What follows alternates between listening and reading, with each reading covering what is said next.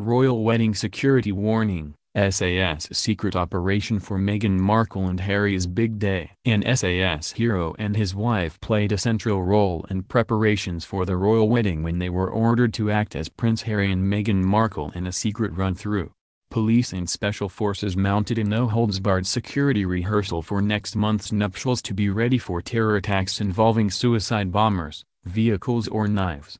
More than 40 SAS soldiers along with police officers from the Counter-Terror Command and the Royal Protection Squad gathered for the dry run at the elite regiment's headquarters in Hereford to ensure every eventuality was anticipated.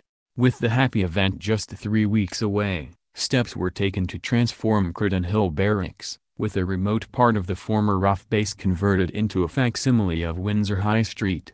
However, there were two key elements missing. And so it was that the seasoned Iraq veteran, whose wife is believed to work at the SAS base, received the strangest order of his career: "You and your wife will play the part of the royal couple." Planners had already visited Windsor in February, where they ensconced themselves at the Hart and Garter Hotel opposite Windsor Castle to study the layout, before walking the entire route of the royal procession to assess possible pinch points which could help would-be attackers. They continued their preparations at Hereford, consulting a large-scale map of Windsor to assess reactions and responses to incidents ranging from anti-monarchy demonstrations to a major attack. However, if the royal stand-ins imagined that sitting in an Army Land Rover used to represent the royal coach would be a cakewalk, they had another thing coming. There was little time to imagine themselves the center of attention for more than 1 billion global viewers as police officers and soldiers got busy, hitting them with a barrage of different attacks. The action drills covered the entire gamut of British attacks in recent years, including suicide bombers, chemical attacks, a snatch operation by would-be kidnappers, a lorry driving into crowds of well-wishers lining the street, and an attack by a knife-wielding maniac. One drill rehearsed a grenade attack with a couple finding themselves bundled into a ballistic blanket as soldiers ushered the pair to safety.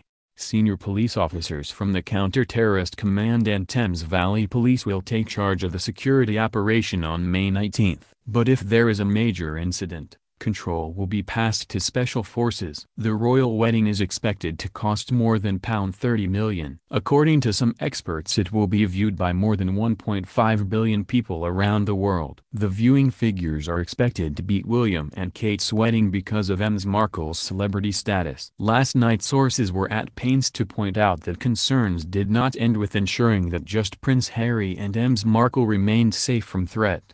Each of the 80 members of the royal family, including the Queen, Prince Philip and their relatives, along with senior military dignitaries, all represent potentially direct targets and have created a difficult and manpower-intensive security challenge. Sources confirm that a secondary escape route has been identified and will be kept open by police to ensure protection teams can whisk Prince Harry and his new bride away from danger, and driven to one of 3 safe locations which include the castle itself.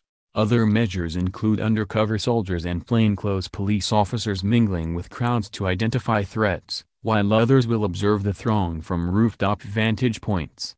Members of the Special Reconnaissance Regiment will be drafted to monitor risk areas when the royal carriage drives through Windsor. And an anti-UAV defense system built by British company Chess Dynamics will be used to jam and disable any drones deployed over the area. Last night, a senior source said, "Our job is to plan for the alternative wedding, the worst-case scenario. No one will know we are there unless there is an incident. The aim is to make sure we consider and plan for all threats. This is about reacting instantly and efficiently to protect those who may be in harm's way."